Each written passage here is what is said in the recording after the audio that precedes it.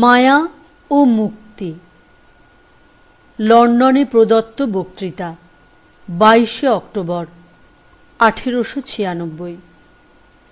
কবি বলেন, পিছনে হিরণময় জলোজ্জাল লইয়া আমরা জগতে প্রবেশ করি, কিন্তু সত্য কথা বলিতে গেলে আমরা সকলেই এরূপ মহিমামণ্ডিত হইয়া সংসারে প্রবেশ করি না। অনেকেই কুজ্ঝটিকার কালিমা লইয়া জগতে প্রবেশ করে, ইহাতে কোনো সন্দেহ নাই। আমরা সকলেই যেন যুদ্ধক্ষেত্রে যুদ্ধের জন্য প্রেরিত হইয়াছি। কাঁদিয়া আমাদিগকে এই জগতে প্রবেশ করিতে হইবে। যথাসাধ্য চেষ্টা করিয়া এই অনন্ত জীবন সমুদ্রের মধ্য দিয়া পথ করিয়া লইতে হইবে। সম্মুখে আমরা অগ্রসর হই, পিছনে অনন্ত যুগ পড়িয়া রহিয়াছে, সম্মুখেও অনন্ত। এইরূপেই আমরা চলিতে থাকি। অবশেষে মৃত্যু আসিয়া আমাদিগকে এই যুদ্ধক্ষেত্র হইতে অপসারিত করিয়া দেয়। জয়ী হইলাম না পরাজিত হইলাম তাহাও আমরা জানি না। ইহাই মায়া। বালকের হৃদয়ে আশাই বলবতী। তাহার উন্মেষশীল নয়নের সম্মুখে সব কিছুই যেন একটি সোনার ছবি বলিয়া প্রতিভাত হয়। সে ভাবে সকলের উপর আমার ইচ্ছাই চলিবে, কিন্তু যেই সে অগ্রসর হয় অমনি প্রতি পদক্ষেপে প্রকৃতি বজ্রদৃঢ় প্রাচীরের মতো দাঁড়ায় এবং তাহার ভবিষ্যৎ গতি রোধ করে। বার বার এই প্রাচীর ভাঙিবার উদ্দেশ্যে তদুপরি সে বেগে পতিত হইতে পারে। সারা জীবন যতই সে অগ্রসর হয় ততই তাহার আদর্শ যেন তাহার সম্মুখ হইতে সরিয়া যায়। শেষে মৃত্যু আসে, তখন হয়তো নিস্তার। ইহাই মায়া। বৈজ্ঞানিক উঠিলেন। তাহার জ্ঞানের পিপাসা। এমন কিছুই নাই যাহা তিনি ত্যাগ করিতে না পারেন। কোনো সংগ্রামী তাহাকে নিরুৎসাহ করিতে পারে না। তিনি ক্রমাগত অগ্রসর হইয়া একটির পর একটি প্রকৃতির গোপন তত্ত্ব আবিষ্কার করিতেছেন। প্রকৃতির অন্তঃস্থল হইতে আভ্যন্তরীণ গূঢ় রহস্য সকল উদ্ঘাটন করিতেছেন। কিন্তু কেন? এসব করিবার উদ্দেশ্য কি? আমরা এই বৈজ্ঞানিকের গৌরব করিব কেন? কেন তিনি যশ লাভ করিবেন? মানুষ যাহা করিতে পারে প্রকৃতি কি তাহা অনন্ত গুণে অধিক করিতে পারে না? তাহা হইলেও প্রকৃতি জড়, অচেতন। অচেতন জড়ের অনুকরণে গৌরব কি? বজ্র যত বিরাট হোক, প্রকৃতি উহাকে বহু দূর দেশে নিক্ষেপ করিতে পারে। যদি কোনো মানুষ তাহার তুলনায় সামান্য এতটুকু করিতে পারে, তবে আমরা তাহাকে একেবারে আকাশে তুলিয়া দিই। কিন্তু ইহার কারণ কি? প্রকৃতির অনুকরণ, মৃত্যুর অনুকরণ, জড়ের অনুকরণ, অচেতনের অনুকরণের জন্য কেন তাহার প্রশংসা করিব? মহাকর্ষ শক্তি অতি বৃহত্তম পদার্থকে পর্যন্ত টানিয়া আনিয়া টুকরা টুকরা করিয়া ফেলিতে পারে, তথাপি উহা জড়শক্তি। জড়ের অনুকরণে কি গৌরব? তথাপি আমরা সারা জীবন কেবল উহার জন্যই চেষ্টা করিতেছি। ইহাই মায়া। ইন্দ্রিয়গণ মানুষকে টানিয়া বাহিরে লইয়া যায়। যেখানে কোনো ক্রমে সুখ পাওয়া যায় না, মানুষ সেখানে সুখের অন্বেষণ করিতেছে। অনন্ত যুগ ধরিয়া আমরা সকলেই উপদেশ শুনিতেছি, এ সব বৃথা। কিন্তু আমরা শিখিতে পারি না। নিজের অভিজ্ঞতা ছাড়া শেখাও অসম্ভব। উপদেশ কাজে লাগাইতে হইবে। হয়তো তীব্র আঘাত পাইব, তাহাতেই কি আমরা শিখিব? না, তখনও নহে। পতঙ্গ যেমন পুনঃ পুনঃ অগ্নির অভিমুখে ধাবমান হয়, আমরাও তেমনি পুনঃ পুনঃ বিষয়সমূহের দিকে বেগে পতিত হইতেছি।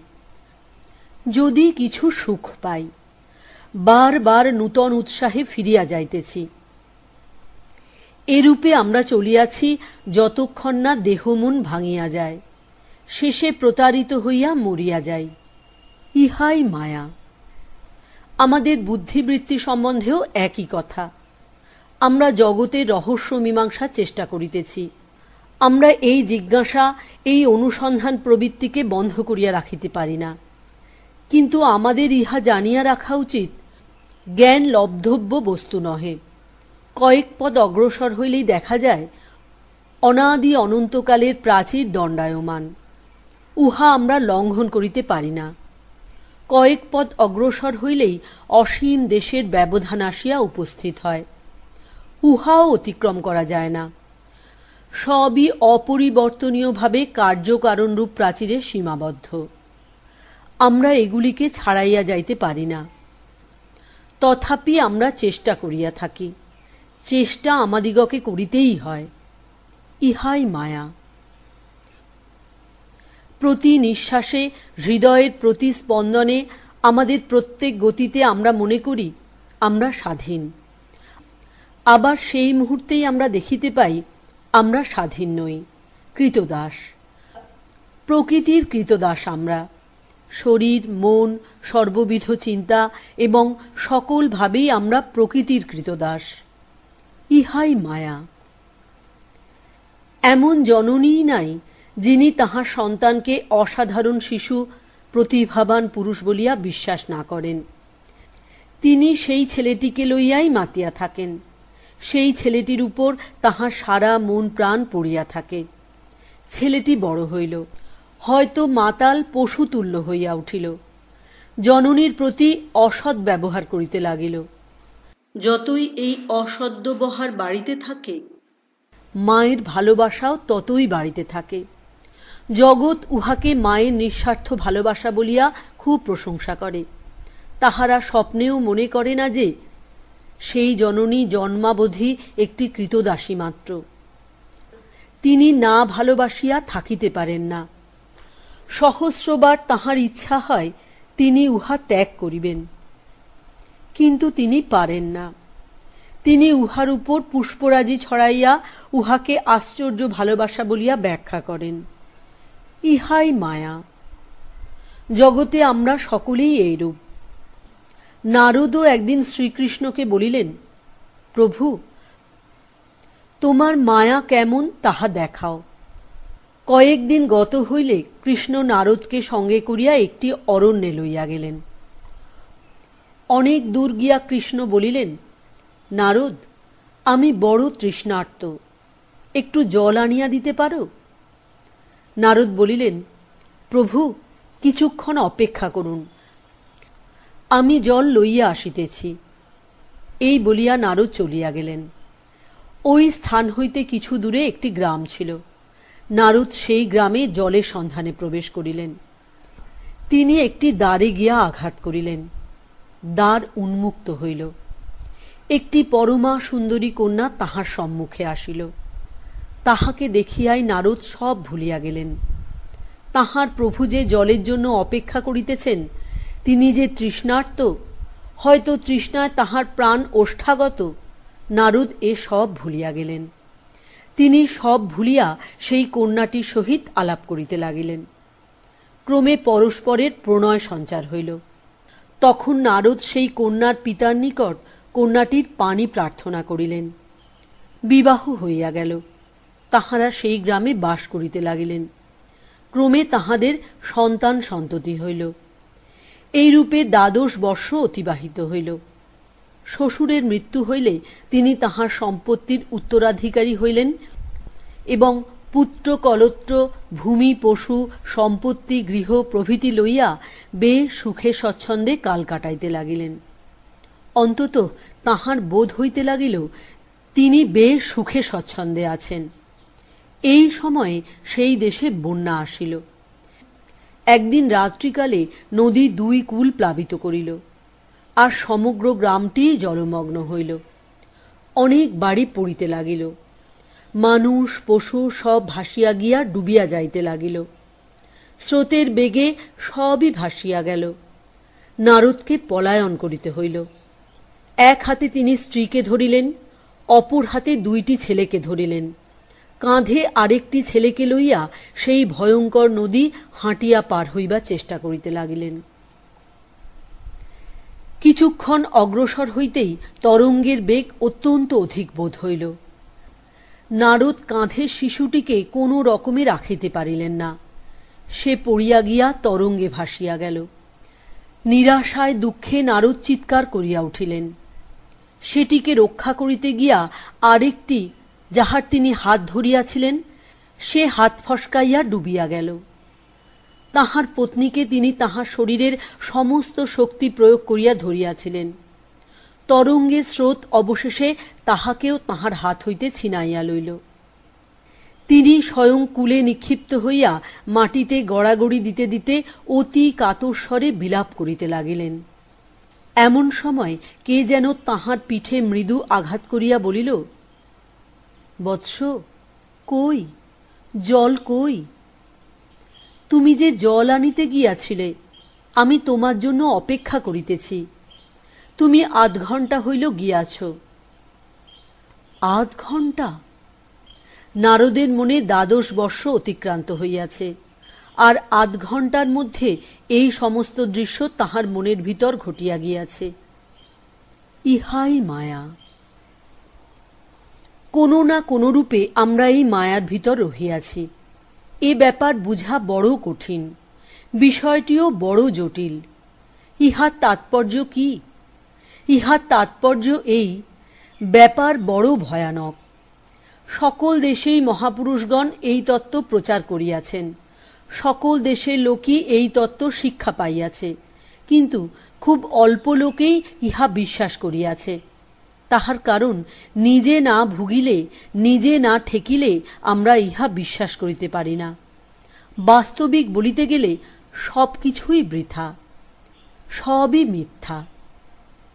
সর্বসংহারক কাল আসিয়া সবই গ্রাস করে, কিছু আর অবশিষ্ট রাখে না।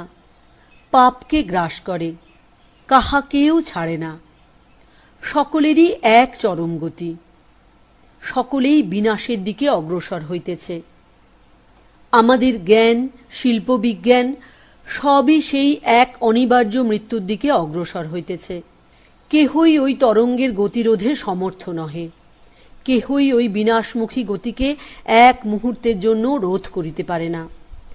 আমরা মৃত্যুকে ভুলিয়া থাকিবার চেষ্টা করিতে পারি। যেমন কোনো দেশে মহামারী উপস্থিত হইলে মদ্যপান, নৃত্য ও অন্যান্য বৃথা আমোদ প্রমোদে লোকে সবকিছু ভুলিবার চেষ্টা করিয়া পক্ষাঘাতগ্রস্তের মতো চলচ্ছত্তি রহিত হয়, আমরাও এইরূপে এই মৃত্যু চিন্তাকে ভুলিবার চেষ্টা করিতেছি। সর্বপ্রকার ইন্দ্রিয় সুখে ভুলিয়া থাকিতে চেষ্টা করিতেছি, কিন্তু তাহাতে মৃত্যু নিবারিত হয় না। লোকের সম্মুখে 2টি পথ আছে। একটি পথ সকলেই জানেন, তাহা এই, জগতে দুঃখ আছে, কষ্ট আছে, সব সত্য, কিন্তু ও সম্বন্ধে মোটেই ভাবিও না।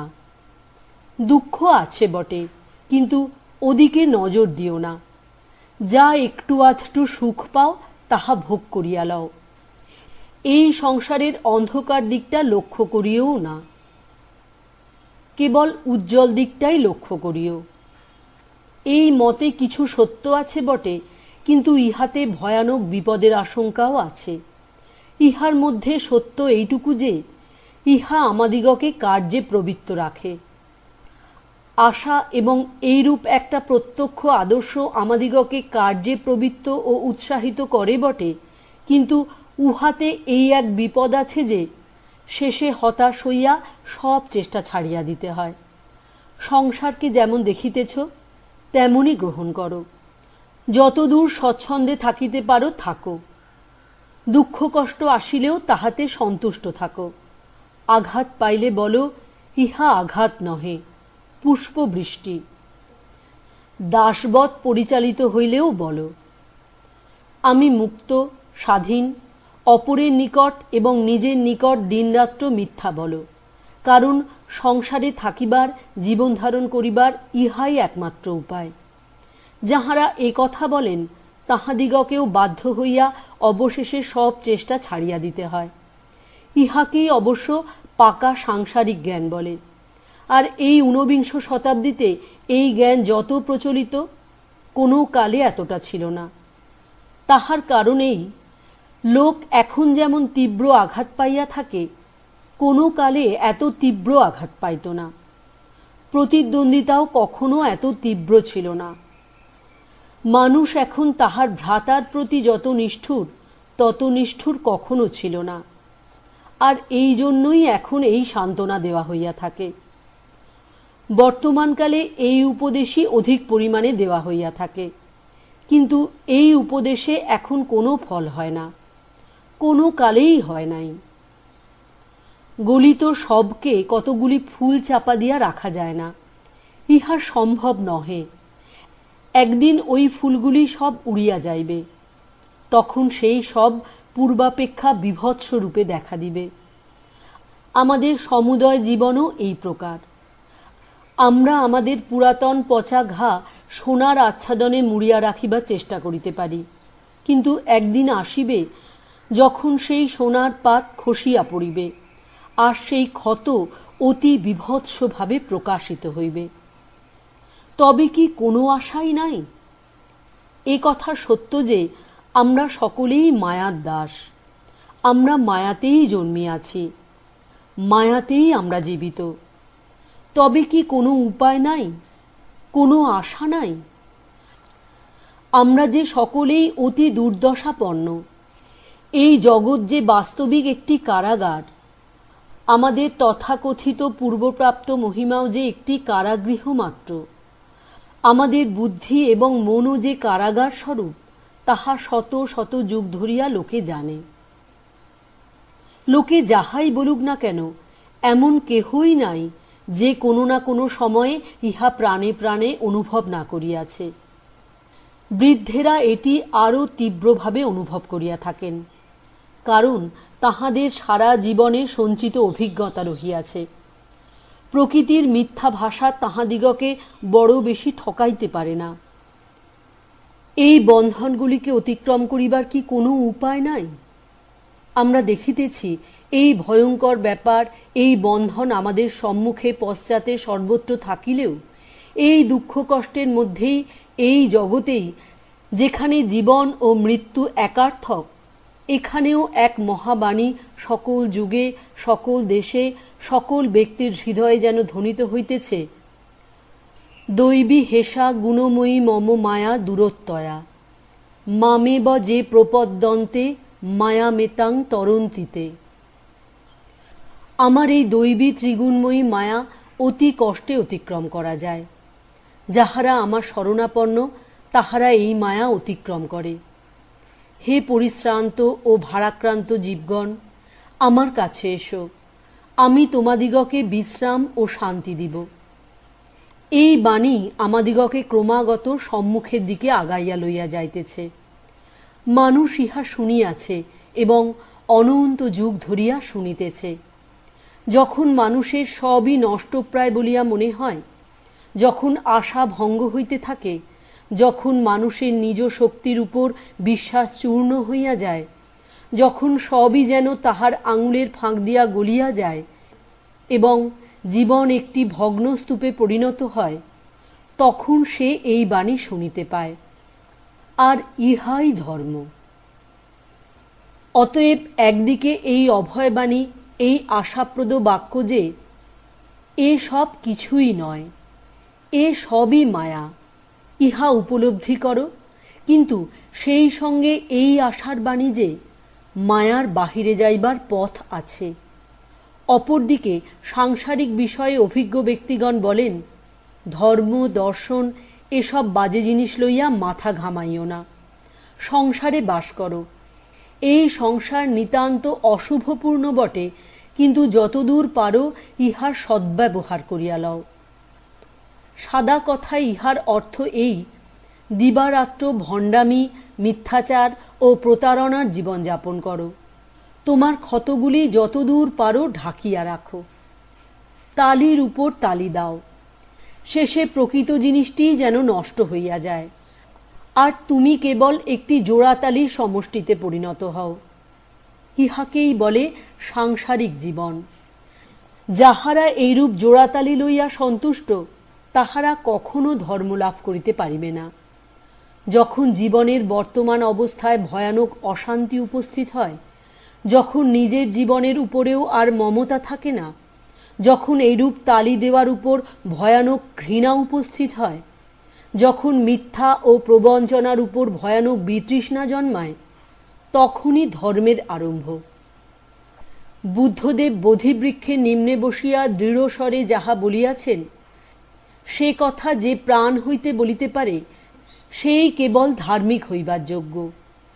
সংসারী হইবার ইচ্ছা তাঁহারও হৃদয়ে একবার উদিত হইয়াছিল। তখন তাঁহার এই অবস্থা।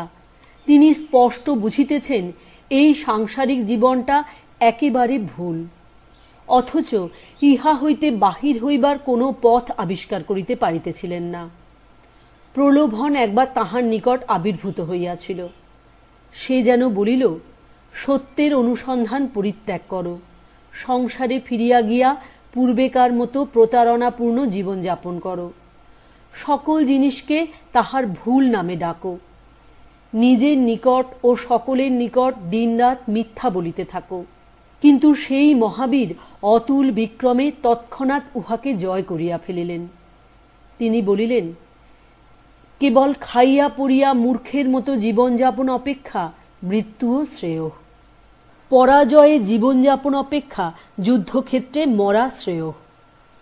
ইহাই ধর্মের ভিত্তি।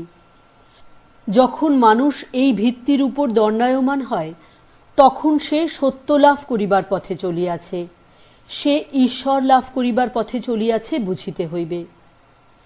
ধার্মিক হইবার জন্য প্রথমেই দৃঢ় প্রতিজ্ঞা আবশ্যক। আমি নিজের পথ নিজে করিয়া লইব, সত্য জানিব অথবা এই চেষ্টায় প্রাণ দিব। কারণ সংসারের দিকে তো আর কিছু পাইবার আশা নাই। ইহা শূন্য, ইহা প্রতিদিন লয় পাইতেছে। আজিকার সুন্দর আশাপূর্ণ তরুণ আগামীকাল বৃদ্ধ। আজিকার আশা, আনন্দ, সুখ এ সকল মুকুলের মতো আগামীকাল শিশিরপাতেই নষ্ট হইবে। ইহা যেমন একদিকের কথা, অপর দিকে তেমনি জয়ের আশা রহিয়াছে। জীবনের সমুদয় অশুভ জয় করিবার সম্ভাবনা রহিয়াছে। এমনকি জীবন ও জগতের উপর পর্যন্ত জয়ী হইবার আশা রহিয়াছে। এই উপায়ে মানুষ নিজের পায়ের উপর ভর দিয়া দাঁড়াইতে পারে। অতএব যাহারা এই জয়লাভের জন্য, সত্যের জন্য, ধর্মের জন্য চেষ্টা করিতেছে, তাহারাই ঠিক পথে রহিয়াছে এবং বেদ সকল ইহাই প্রচার করেন। নিরাশ হইও না। পথ বড় কঠিন, যেন ক্ষুরধারের ন্যায় দুর্গম, তাহা হইলেও নিরাশ হইও না। উঠো, জাগো এবং তোমাদের চরম আদর্শে উপনীত হও। বিভিন্ন ধর্মসমূহ যে আকারেই মানুষের নিকট আপন স্বরূপ অভিব্যক্ত করুক না কেন, তাহাদের সকলেরই এই এক মূল ভিত্তি। সকল ধর্মই জগৎ হইতে বাহিরে যাইবার অর্থাৎ মুক্তির উপদেশ দিতেছে। এই সকল বিভিন্ন ধর্মের উদ্দেশ্য সংসার ও ধর্মের মধ্যে একটা আপোষ করিয়া লওয়া নহে, বরং ধর্মকে নিজ আদর্শে দৃঢ় প্রতিষ্ঠিত করা। সংসারের সঙ্গে আপোষ করিয়া ওই আদর্শকে ছোট করিয়া ফেলা নহে। প্রত্যেক ধর্মই এ কথা প্রচার করিতেছে, আর বেদান্তের কর্তব্য বিভিন্ন ধর্মভাবের মধ্যে সামঞ্জস্য সাধন। যেমন এইমাত্র আমরা দেখিলাম, এই মুক্তিতত্ত্বে জগতের উচ্চতম ও নিম্নতম সকল ধর্মের মধ্যে সামঞ্জস্য রহিয়াছে। আমরা যাহাকে অত্যন্ত ঘৃণিত কুসংস্কার বলি, আবার যাহা সর্বোচ্চ দর্শন, সবগুলিরই এই এক সাধারণ ভিত্তি যে তাহারা সকলেই ওই এক প্রকার সংকট হইতে নিস্তারের পথ দেখাইয়া দেয় এবং এই সকল ধর্মের অধিকাংশই প্রপঞ্চাতীত পুরুষ বিশেষের, প্রাকৃতিক নিয়ম দ্বারা আবদ্ধ নহেন এরূপ, অর্থাৎ নিত্য মুক্ত পুরুষ বিশেষের সাহায্যে এই মুক্তিলাভ করিতে হয়। এই মুক্ত পুরুষের স্বরূপ সম্বন্ধে নানা বিরোধ ও মতভেদ সত্ত্বেও সেই ব্রহ্ম সগুণ বা নির্গুণ, মানুষের ন্যায় তিনি জ্ঞান সম্পন্ন কিনা, তিনি পুরুষ, স্ত্রী বা উভয় ভাববর্জিত, এইরূপ অনন্ত বিচার সত্ত্বেও, বিভিন্ন মতের অতি প্রবল বিরোধ সত্ত্বেও উহাদের সকলের মধ্যেই একত্বের যে সুবর্ণ সূত্র উহাদিগকে গ্রথিত করিয়া রাখিয়াছে, তাহা আমরা দেখিতে পাই। সুতরাং ওই সকল বিভিন্নতা বা বিরোধ আমাদের ভীতি উৎপাদন করে না। আর এই বেদান্ত দর্শনে এই সুবর্ণসূত্র আবিষ্কৃত হইয়াছে, আমাদের দৃষ্টির সম্মুখে একটু একটু করিয়া প্রকাশিত হইয়াছে। আর ইহাতে প্রথমেই এই তত্ত্ব উপলব্ধ হয় যে আমরা সকলেই বিভিন্ন পথ দ্বারা সেই এক মুক্তির দিকে অগ্রসর হইতেছি। সকল ধর্মেরই এই সাধারণ ভাব।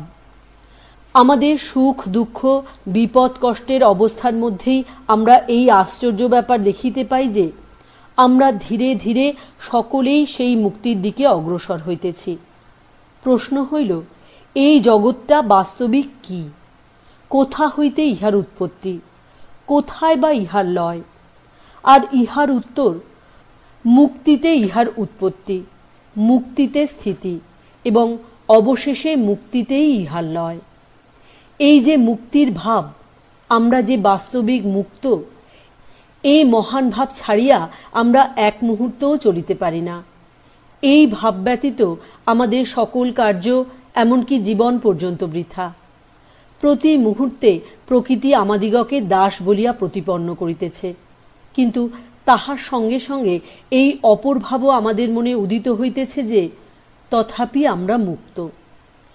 প্রতি মুহূর্তে যেন আমরা মায়া দ্বারা আহত হইয়া বদ্ধ বলিয়া প্রতিপন্ন হইতেছি, কিন্তু সেই মুহূর্তেই সেই আঘাতের সঙ্গে সঙ্গে উপলব্ধি হইতেছে আমরা মুক্ত। আমাদের ভিতরে যেন কিছু আমাদিগকে বলিয়া দিতেছে আমরা মুক্ত, কিন্তু এই মুক্তিকে প্রাণে প্রাণে উপলব্ধি করিতে, আমাদের মুক্ত স্বভাবকে প্রকাশ করিতে যে সকল বাধা উপস্থিত হয় তাহাও একরূপ অনতিক্রমণীয়। তথাপি ভিতরে আমাদের অন্তরের অন্তঃস্থলে কে যেন সর্বদা বলিতেছে আমি মুক্ত, আমি মুক্ত। আর যদি তুমি জগতের বিভিন্ন ধর্মমত আলোচনা করিয়া দেখো, তবে তুমি বুঝিবে তাহাদের সবগুলিতেই কোনো না কোনো রূপে এই ভাব প্রকাশিত হইয়াছে। শুধু ধর্ম নয়, ধর্ম শব্দটিকে আপনারা অত্যন্ত সংকীর্ণ অর্থে গ্রহণ করিবেন না। সমগ্র সামাজিক জীবনটি কেবল এই এক মুক্ত ভাবের অভিব্যক্তি মাত্র। সকল সামাজিক গতি সেই এক মুক্তভাবের বিভিন্ন প্রকাশ মাত্র। যেন সকলেই জ্ঞাতসারে বা অজ্ঞাতসারে সেই স্বর শুনিয়াছে, যে স্বর দিবারাত্র বলিতেছে পরিশ্রান্ত ও ভারাক্রান্ত সকলে আমার কাছে এসো। একরূপ ভাষায় বা একরূপ ভঙ্গিতে উহা প্রকাশিত না হইতে পারে, কিন্তু মুক্তির সেই বাণী কোনো না কোনো রূপে চিরকাল আমাদের সঙ্গে সঙ্গে চলিতেছে। আমরা এখানে যে জন্মিয়াছি তাহাও ওই বাণীর জন্য, আমাদের প্রত্যেক গতিই উহার জন্য। আমরা জানি বা না জানি, আমরা সকলেই মুক্তির দিকে চলিয়াছি। আমরা জ্ঞাতসারে বা অজ্ঞাতসারে সেই বাণীর অনুসরণ করিতেছি। যেমন সেই মোহন বংশীবাদক বংশীধ্বনি দ্বারা গ্রামের বালকগণকে আকর্ষণ করিয়াছিল, আমরাও তেমনি না জানিয়াই এক মোহন বংশীর অনুসরণ করিতেছি। যতক্ষণ সেই বাণী অনুসরণ করি ততক্ষণই আমরা নীতিপরায়ণ। কেবল জীবাত্মা নয়, সেই নিম্নতম জড় পরমাণু হইতে উচ্চতম মানব পর্যন্ত সকলেই সে স্বর শুনিয়াছে, আর ওই স্বরে গা ঢালিয়া দিতে চাহিয়াছে। আর এই চেষ্টায় পরস্পর মিলিত হইতেছে, এ উহাকে ঠেলিয়া দিতেছে। আর এইভাবেই প্রতিদ্বন্দ্বিতা, আনন্দ, চেষ্টা, সুখ, জীবন, মৃত্যু সব কিছুরই উৎপত্তি। আর এই অনন্ত বিশ্বব্রহ্মাণ্ড ওই বাণীর সমীপে উপস্থিত হইবার উন্মত্ত চেষ্টার ফল ছাড়া আর কিছুই নয়। আমরা ইহাই করিয়া চলিয়াছি, ইহাই প্রকৃতির অভিব্যক্তি। এই বাণী শুনিতে পাইলে কি হয়? তখন আমাদের সম্মুখের দৃশ্য পরিবর্তিত হইয়া যায়। যখনই তুমি ওই স্বরকে জানিতে পারো, বুঝিতে পারো উহা কি, তখন সম্মুখের সকল দৃশ্যই পরিবর্তিত হইয়া যায়। এই জগৎ যাহা পূর্বে মায়ার বিভৎস যুদ্ধক্ষেত্র ছিল, তাহা একটি সুন্দর ও মনোরম স্থানে রূপান্তরিত হয়। প্রকৃতিকে অভিসম্পাত করিবার তখন আর আমাদের প্রয়োজন থাকে না। জগৎ অতি বিভৎস অথবা এসবই বৃথা, ইহা বলিবারও আমাদের প্রয়োজন থাকে না। আমাদের কাঁদিবার অথবা বিলাপ করিবারও কোনো প্রয়োজন থাকে না। যখন ওই বাণীর মর্ম বুঝিতে পারি, তখনই বুঝি এই সকল চেষ্টা, এই যুদ্ধ প্রতিদ্বন্দ্বিতা, এই গোলমাল, এই নিষ্ঠুরতা, এই সকল ক্ষুদ্র ক্ষুদ্র সুখ সম্ভোগের প্রয়োজন কি। তখন বুঝিতে পারা যায় যে উহারা প্রকৃতির স্বভাববশতই ঘটিয়া থাকে। আমরা জ্ঞাতসারে বা অজ্ঞাতসারে সেই বাণীর দিকে অগ্রসর হইতেছি বলিয়াই এগুলি ঘটিয়া থাকে। অতএব সমুদয় মানব জীবন, সমুদয় প্রকৃতি কেবল সেই মুক্ত ভাবকে অভিব্যক্ত করিবার চেষ্টা করিতেছে মাত্র। সূর্যও সেই দিকে চলিয়াছে, পৃথিবীও ওই জন্য সূর্যের চতুর্দিকে ভ্রমণ করিতেছে, চন্দ্রও তাই পৃথিবীর চতুর্দিকে ঘুরিতেছে। সেই স্থানে উপস্থিত হইবার জন্য সকল গ্রহ ভ্রমণ করিতেছে এবং বায়ুও বহিতেছে। সেই মুক্তির জন্য বজ্র তীব্র নিনাদ করিতেছে, মৃত্যুও তাহারই জন্য চতুর্দিকে ঘুরিয়া বেড়াইতেছে। সকলেই সেই দিকে যাইবার জন্য চেষ্টা করিতেছে। সাধু সেই দিকে চলিয়াছেন, তিনি না গিয়া থাকিতে পারেন না। তাহার পক্ষে উহা কিছু প্রশংসার কথা নহে। পাপীও চলিয়াছে, দানশীল ব্যক্তি সেই বাণী লক্ষ্য করিয়া সোজা সেই দিকে চলিয়াছেন, তিনি না গিয়া থাকিতে পারেন না। আবার ভয়ানক কৃপণ ব্যক্তিও সেই লক্ষ্যে চলিয়াছে। মহান হিতকারী ব্যক্তিও অন্তরে অন্তরে সেই বাণী শুনিয়াছেন, তিনি সেই হিতকর্ম না করিয়া থাকিতে পারেন না। আবার ভয়ানক অলস ব্যক্তিরও সেইরূপ। একজনের অপেক্ষা অপর ব্যক্তির পদস্খলন বেশি হইতে পারে, আর যে ব্যক্তির খুব বেশি পদস্খলন হয় তাহাকে আমরা মন্দ বলি, আর যাহার পদস্খলন অল্প হয় তাহাকে আমরা ভালো বলি। ভালো মন্দ এই দুইটি ভিন্ন বস্তু নহে, উহারা একই জিনিস। উহাদের মধ্যে ভেদ প্রকারগত নহে, পরিমাণগত। এখন দেখো, যদি এই মুক্তিরূপ শক্তির বিকাশ বাস্তবিক সমগ্র জগতে কার্য করিতে থাকে, তবে আমাদের বিশেষ আলোচ্য বিষয় অর্থাৎ ধর্মে উহা প্রয়োগ করিলে দেখিতে পাই, সব ধর্মই ওই এক ভাব দ্বারাই নিয়ন্ত্রিত হইয়াছে। অতি নিম্ন স্তরের ধর্মগুলির কথা ধরো, সেই সকল ধর্মে হয়তো কোনো মৃত পূর্বপুরুষ অথবা ভয়ানক নিষ্ঠুর দেবগণ উপাসিত হন, কিন্তু তাহাদের উপাসিত এই দেবতা বা মৃত পূর্বপুরুষদের মোটামুটি ধারণাটা কি?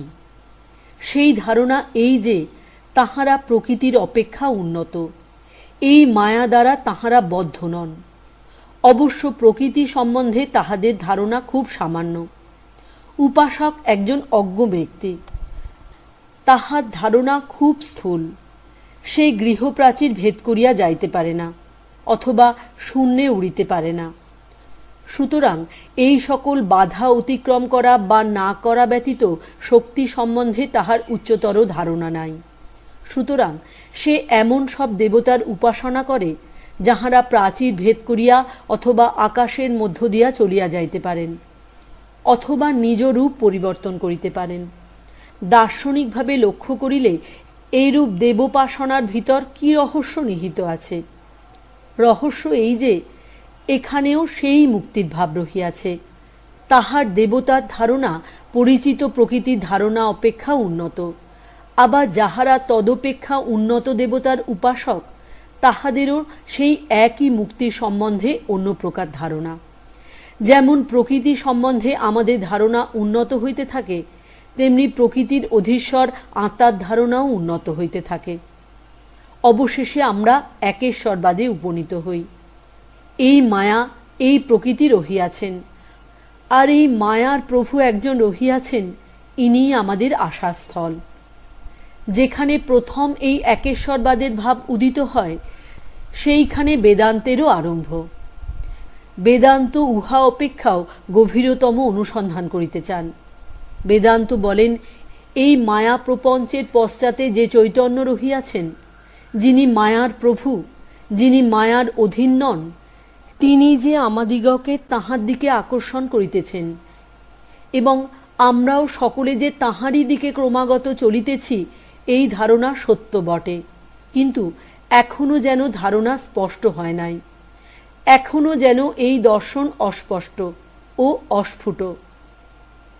যদিও উহা স্পষ্টত যুক্তির বিরোধী নহে। যেমন আপনাদের স্তবগীতিতে আছে, হে আমার ঈশ্বর, আমি তোমার আরও নিকটে। বেদান্তীর পক্ষেও এই স্তুতি খাটিবে। তিনি কেবল একটি শব্দ পরিবর্তন করিয়া বলিবেন, হে আমার ঈশ্বর, আমি আমার আরও নিকটে।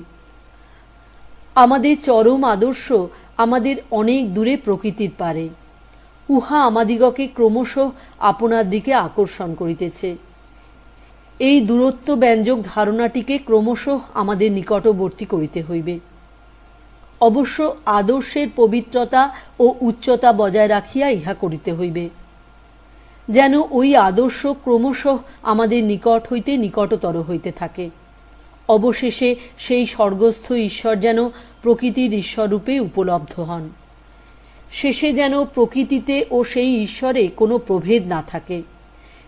তিনি যেন এই দেহ মন্দিরে অধিষ্ঠাত্রী দেবতারূপে, অবশেষে এই দেব মন্দির রূপে পরিণত হন।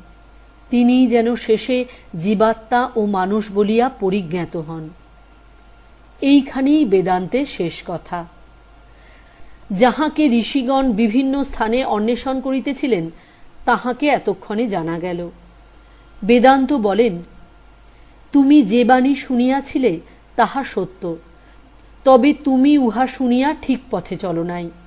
মুক্তির যে মহান আদর্শ তুমি অনুভব করিয়াছিলে তাহা সত্য বটে, কিন্তু তুমি উহা বাহিরে অন্বেষণ করিতে গিয়া ভুল করিয়াছ। ওই ভাবকে তোমার কাছে, আরও কাছে অনুভব করো। যতদিন না তুমি জানিতে পারো যে ওই মুক্তি, ওই স্বাধীনতা তোমারই ভিতরে, উহা তোমার আত্মার অন্তরাত্মা স্বরূপ। এই মুক্তি বরাবরই তোমার স্বরূপ ছিল এবং মায়া তোমাকে কখনোই বদ্ধ করে নাই। এই প্রকৃতি কখনোই তোমার উপর শক্তি বিস্তার করিতে সমর্থ নয়। ভয়গ্রস্ত বালকের মতো তুমি স্বপ্ন দেখিতেছিলে যে প্রকৃতি তোমাকে নাচাইতেছে। এই প্রকৃতি হইতে মুক্ত হওয়াই তোমার লক্ষ্য। ইহা শুধু বুদ্ধি দ্বারা জানা নহে, প্রত্যক্ষ করা, অপরোক্ষভাবে অনুভব করা। আমরা এই জগৎকে যত স্পষ্টভাবে দেখিতেছি তাহা অপেক্ষা সঠিকভাবে উপলব্ধি করা। তখনই আমরা মুক্ত হইব, তখনই সকল গোলমাল চুকিয়া যাইবে, তখনই হৃদয়ে সকল চঞ্চলতা স্থির হইয়া যাইবে, তখনই সকল কুটিলতা সরল হইয়া যাইবে, তখনই এই বহুত্বের ভ্রান্তি চলিয়া যাইবে, তখনই এই প্রকৃতি, এই মায়া এখনকার মতো ভয়ানক অবসাদকর স্বপ্ন না হইয়া অতি সুন্দর রূপে প্রতিভাত হইবে। আর এই জগৎ এখন যেমন কারাগার বলিয়া প্রতীয়মান হইতেছে, তাহা না হইয়া ক্রীড়াক্ষেত্ররূপে প্রতিভাত হইবে। তখন বিপদ, বিশৃঙ্খলা, এমনকি আমরা যে সকল যন্ত্রণা ভোগ করি সেগুলিও ব্রহ্মভাবে রূপায়িত হইবে। তাহারা তখন তাহাদের প্রকৃত রূপে প্রতিভাত হইবে। সকল বস্তুর পশ্চাতে সারসত্তারূপে তিনিই দাঁড়াইয়া রহিয়াছেন দেখা যাইবে, আর বুঝিতে পারা যাইবে যে তিনিই আমার প্রকৃত অন্তরাত্মা।